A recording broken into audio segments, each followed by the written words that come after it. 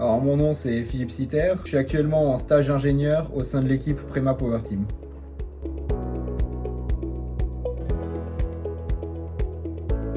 L'entreprise du coup c'est Prema Power Team, engagée dans les différents championnats de monoplace. On va de la F4 jusqu'à la Formule 2. F4 qui est un championnat plus régional et Formule 2, Formule 3 qui sont des championnats mondiaux, qui sont diffusés d'ailleurs à la télévision.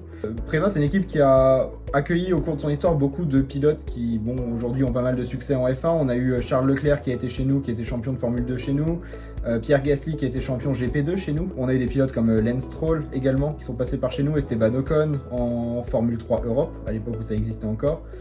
Et pour l'anecdote, en 2020, Prema a remporté l'ensemble des titres qui étaient possibles de remporter pour elle, c'est-à-dire équipe plus pilote, en Formule 2, Formule 3, Formule 3 régionale et Formule 4. Pour mon immersion, elle se divise en deux parties. La première partie, j'ai été ingénieur data en Formule 3 régionale. Donc c'est un équivalent championnat d'Europe de Formule 3. Mon rôle c'était lié à la fiabilité de la voiture. Il fallait que je vérifie que l'ensemble des capteurs déjà montés sur la voiture fonctionnent, mais également que tout ce qui était lié au moteur aussi fonctionne correctement. J'étais présent sur tous les tests et toutes les courses à partir du moment où je suis arrivé dans l'équipe. Et ça a été le cas jusqu'à la fin de l'année 2020. À partir de début 2021, je suis passé en Formule 4, là aussi en tant qu'ingénieur data. Donc là aussi mon rôle lié à de la fiabilité de la voiture. Mais en Formule 4, j'ai un petit peu plus de responsabilité qu'en Formule 3 régionale. En Formule 3 régionale, j'étais on va dire dans un stage d'assistant ingénieur, donc il y avait aussi un ingénieur data avec moi. Je l'assistais plus dans ses tâches, je l'aidais, je le déchargeais de certaines tâches, tandis que là, je suis vraiment ingénieur data, quoi. Donc il y a un peu plus de responsabilité et de choses à faire.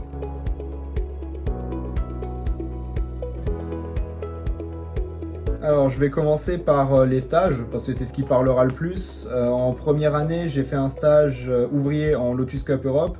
Officiellement, mon rôle c'était mécanicien, mais au final, comme c'était une toute petite structure, je me suis retrouvé à faire beaucoup de choses, beaucoup plus que d'être juste un mécanicien. J'élaborais les stratégies de course, alors c'était pas très compliqué parce que le setup de la voiture, on le changeait pas beaucoup, il n'y avait pas énormément d'items à changer sur la voiture. Ça concernait essentiellement du coup le carburant de départ ainsi que les pressions. Donc ça c'était des paramètres qui influaient quand même sur la performance des voitures, puisqu'au final, comme dit, les setups étaient assez identiques entre toutes les voitures, donc ce qui jouait vraiment c'était comprendre le pneu, comment il marchait. Ça m'a donné un premier aperçu en fait du métier ingénieur de course. C'était une bonne introduction, on va dire, tout de suite en première année. Ensuite, en deuxième année, j'ai fait un stage qui n'a rien à voir, mais j'ai eu l'opportunité de le faire et c'était quelque chose que je voulais vraiment faire. Je suis allé travailler dans les ateliers de restauration du Musée national de l'automobile. C'est une expérience qui n'a rien à voir avec ce que je fais aujourd'hui, mais toutes les expériences sont bonnes à prendre et c'est quelque chose que je voulais vraiment faire, travailler sur des vieilles voitures. C'était vraiment un truc qui m'intéressait. Donc, j'ai eu cette opportunité-là. J'en ai profité. Ensuite, durant l'été, entre la 3e et la 4e année, les stages n'étant pas obligatoires, j'ai essayé de me trouver une expérience un peu intéressante. J'ai réussi à faire une course en tant qu'ingénieur data en Alpine Elf Europa Cup. Mon rôle, c'était un petit peu le même que celui que j'avais en Lotus Cup Europe, en enlevant la partie mécanique. C'est-à-dire que j'élaborais aussi les pressions pneumatiques de départ, le carburant embarqué. On faisait un petit peu d'analyse data aussi avec les pilotes. Et ça a duré du coup une course pour le meeting de Spa-Francorchamps. Ça m'a permis d'apprendre à utiliser aussi un nouveau logiciel que je ne connaissais pas jusque-là, qui est Wintax, et qui est très utilisé dans le monde du sport automobile. Donc quelque part, quelque chose de très bon à apprendre. Et du coup maintenant, depuis septembre 2020, je suis chez Prema en année de césure. En ce qui concerne le semestre à l'étranger, j'ai été impacté par la crise du coronavirus. Donc ça s'est pas forcément passé comme prévu, c'est-à-dire que je suis resté 2 semaines sur place et je suis rentré en France. Après voilà, j'ai quand même pu suivre quasiment tous les cours que je voulais faire à la base en arrivant là-bas, donc c'est toujours bon à prendre, parce qu'au final c'était aussi pour ça que j'y allais, c'était pour voir un enseignement un petit peu différent, des thématiques un peu différentes de celles qui sont abordées à l'ESTACA. Mais ouais, j'aurais aimé un peu plus profiter aussi de cet aspect culturel. Le semestre à l'étranger était censé se dérouler à Aaren en Allemagne, donc une ville qui est à la frontière de la Belgique et des Pays-Bas, côté allemand. Donc une ville un peu, à 3 frontières, et ça aurait pu être intéressant culturellement. J'ai pas pu en profiter en raison des événements qui se sont produits cette année-là. Mais voilà, comme dit, les cours, je les ai faits, je les ai suivis, c'était intéressant, c'était des cours vraiment intéressants.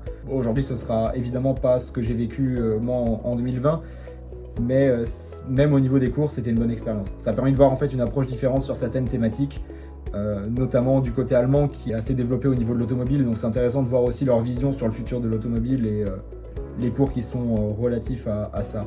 Au niveau des associations, pas très compliqué, j'ai fait une seule association, c'est Emos. J'ai été responsable du pôle événementiel pendant 2 ans, et je suis devenu président lors de ma dernière année dans l'association.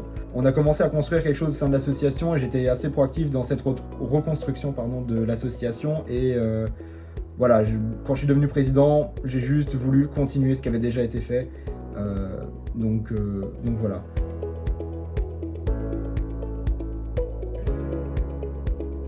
Alors j'ai pas eu un parcours qui est classique, on va dire. J'ai eu un parcours qui a été super atypique. Faut savoir que quand j'ai fait mon expérience en Alpina Elf et Europa Cup, ça a été la seule que j'ai faite durant tout l'été entre la 3e et la 4e année. C'est long l'été entre la 3e et la 4e année quand tu ne trouves rien à faire. Dans le domaine dans lequel tu veux aller évidemment. Donc j'ai entrepris des démarches, alors pas pour la césure tout de suite, mais pour avoir des conseils en fait. Comment faire pour avoir une année de césure qui soit intéressante. Pour ça, j'ai contacté des anciens diplômés, enfin des diplômés de l'ESTACA via le réseau des anciens et je suis tombé sur la personne qui est du coup maintenant mon maître de stage, à qui j'ai demandé des conseils d'équipe en fait vers qui me tourner pour avoir une année de césure qui soit intéressante, mais qui m'apporte aussi beaucoup en expérience, en compétences, etc., en manière de travailler sur le terrain. Parce qu'au final, j'avais jamais eu d'expérience professionnelle, on va dire, longue, parce que quand j'étais en Lotus Cup Europe, ça a duré 2 mois, c'est le stage entre la 1re et la 2e année, ça dure 2 mois. Donc j'ai jamais eu d'expérience qui était plus longue que 2 mois dans une équipe de sport automobile et j'avais vraiment envie de faire ça au sein aussi d'une structure qui était un petit peu en place, on va dire. Et du coup, au fur et à mesure de la discussion, il m'a dit, si tu as envie de faire une année de césure chez nous, envoie-moi ton CV et puis on va voir ce qu'on peut faire. Et 2 semaines plus tard, il me recontacte en me disant écoute, ton profil nous intéresserait, donc si tu veux, on peut faire un entretien. Je serai aux alentours de Paris là prochainement, donc on peut faire l'entretien quand je suis là. Évidemment, j'ai accepté tout de suite et je suis allé faire l'entretien. L'entretien s'est très bien passé. C'était des questions, somme toute, assez classiques, dans le sens où quand tu arrives, on te demande de te présenter, de donner tes expériences, etc., en rapport avec le poste évidemment vers lequel tu veux postuler. Donc du classique au début, puis après ça s'est terminé en discuter de eux, ce qu'ils utilisaient de leur côté, qu'est-ce que je pourrais apporter à l'équipe, etc. Finalement ça s'est vraiment bien passé et derrière, je l'ai pas vécu comme un entretien formel, je l'ai plus vécu comme une discussion pour un éventuel poste derrière. Je trouve que c'est quand même quelque chose de positif dans le sens où tu dédramatises quand même vachement et tu stresses quand même vachement moins en fait derrière. Et ça te permet aussi de donner le meilleur de toi pendant l'entretien, je trouve. Enfin, je sais que du coup, moi, le fait que ce soit plus transformé en discussion, alors ça restait l'entretien quand même, mais ça s'est plus transformé en discussion au fur et à mesure du temps, ça a permis, moi, de montrer que je connaissais le domaine aussi, quelque part. C'est un domaine qui m'intéressait et qui me passionnait, et ça, c'est des trucs au sein de questions. Enfin, si on te demande « es-tu passionné ?», t'arriveras jamais à montrer la même passion que si c'est au cours d'une discussion que tu le démontres. C'est un peu différent, mais au final, moi, c'est quelque chose qui m'a vachement plu, entre guillemets, et qui m'a permis d'être là où je suis aujourd'hui. 2 semaines après, j'ai eu une réponse positive à la suite de cet entretien. Mais voilà, mon recrutement, c'est pas classique, c'est pas quelque chose qui peut être reproduit, clairement pas. J'ai juste été au bon endroit, au bon moment en fait. Et ça a vachement joué en ma faveur.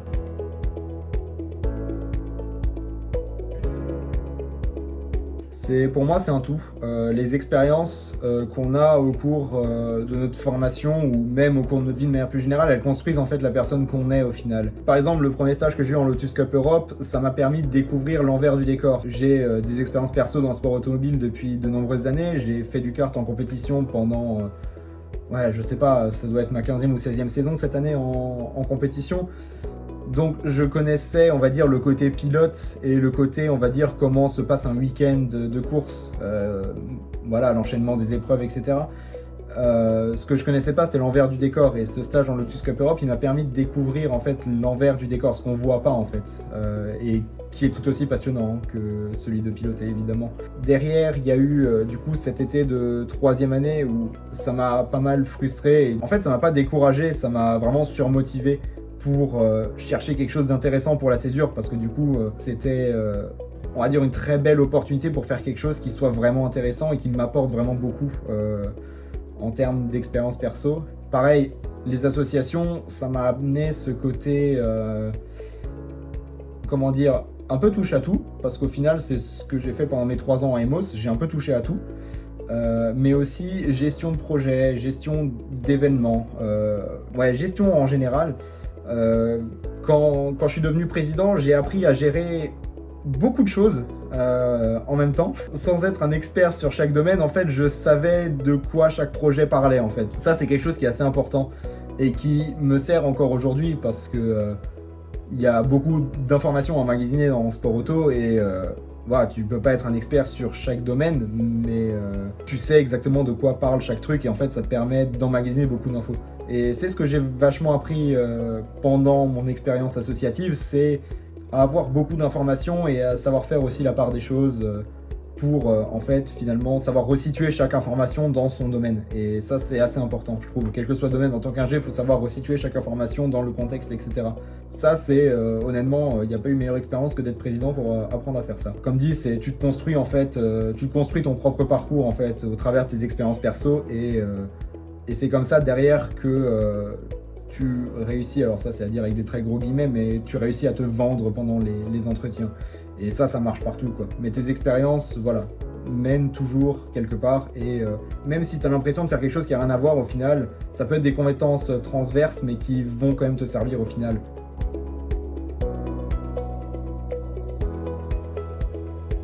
Alors, déjà, premièrement, le milieu du sport automobile, c'est un milieu, c'est quand même assez difficile de l'intégrer. En fait, une fois qu'on est dedans, ça va. Mais pour rentrer dedans, et pour le coup, je l'ai vécu, c'est compliqué.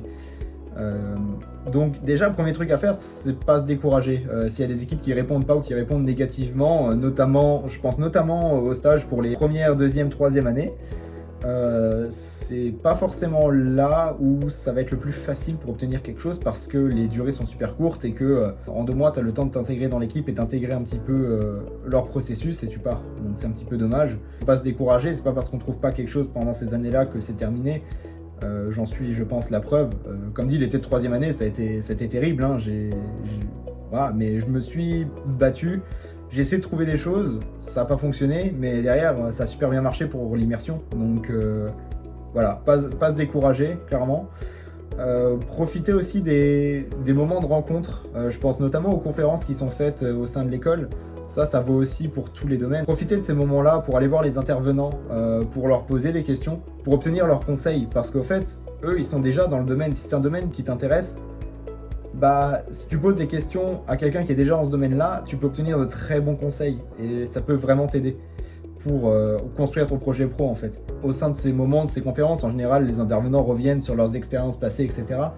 Ça aussi, c'est quelque chose qui est important parce que ça permet de voir en fait le parcours des gens et notamment quand on est en première année, bah, de cibler un petit peu comment on va orienter nos recherches de stage. C'est un peu débile, mais c'est aussi pour ça que j'ai cherché des stages en sport auto tout de suite en première année. C'est grâce aux conférences. Donc voilà, après, pareil, pendant les conférences, bah, t'apprends des choses en fait au final. Il n'y a pas une conférence où j'ai pas appris un truc sur le sport automobile parce que les expériences de chaque ingénieur ou de chaque personne dans ce domaine-là, elles sont diverses. Chacun a ses choses à raconter, donc a toujours quelque chose à apprendre. Et du coup, ça permet de mieux connaître le domaine. Évidemment, quand on arrive en sport auto, si on connaît mieux le milieu, c'est un plus. On va pas se mentir. Faut être intéressé par ce domaine-là, faut être passionné, clairement, parce que ça demande beaucoup de temps. Mais c'est super prenant, franchement. Profitez, comme dit, de ces moments de rencontre. J'ai eu la chance en fait de connaître ces moments de rencontre-là, mais de l'autre côté, c'est-à-dire que bah, j'étais responsable du volet événementiel, donc j'organisais ces conférences-là. Donc je pouvais discuter avec les intervenants en amont, etc. Ça change aussi un petit peu la manière de contacter les personnes, mais au final, j'ai aussi fait des conférences où j'étais juste simple spectateur, entre guillemets. Mais ça m'a pas empêché d'aller voir les personnes à la fin pour leur poser des questions, etc. C'est des choses qu'il faut pas hésiter à faire. Si on a des questions et que ça peut nous aider pour nous, le projet pro, faut pas hésiter. Vraiment, ça, faut en profiter parce que rencontrer des gens qui bossent dans le sport automobile, c'est top et c'est un plus. Et après, comme dit, être passionné, avoir quelques compétences dans l'idéal, notamment avant une année de césure, ça permet de faciliter l'intégration. On va pas se mentir, le fait que je connaisse déjà un peu les logiciels qu'on va utiliser, que j'allais utiliser pendant mon année de césure, ça a grandement facilité mon intégration et ma mise en route en fait, elle a été super rapide parce que bah, j'avais juste à réactiver certaines connaissances que j'avais, quoi. Je suis pas arrivé en découvrant quelque chose de totalement nouveau et qui était totalement inconnu. Donc c'est aussi un plus, clairement. Après, voilà, comme dit, le premier truc, c'est garder sa motivation toujours et voilà.